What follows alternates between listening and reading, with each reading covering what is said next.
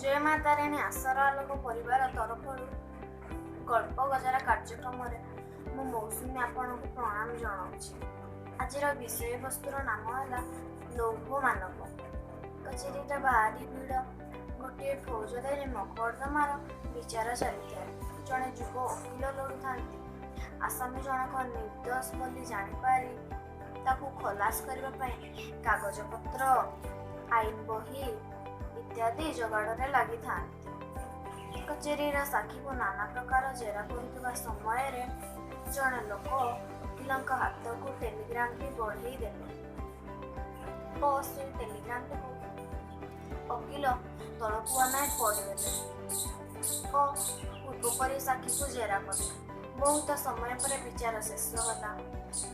ଓକିଲ ବିଚାରପତିଙ୍କ ଠାରୁ ବିଦାୟ ନେଇ ବାହାରକୁ ଆସିସାରିଲା ପରେ ତାଙ୍କ ଆଖିରୁ ଲୁହ ଝରି ପଡ଼ିଲା। ଅନ୍ୟ ଓକିଲମାନେ କ'ଣ ଟେଲିଗ୍ରାମ ଆସିଥିଲା ବୋଲି ପ୍ରଶ୍ନ କରିବାରୁ ଓକିଲ ଟେଲିଗ୍ରାମଟି ସେମାନଙ୍କ ହାତକୁ ବଢ଼େଇ ଦେଲେ।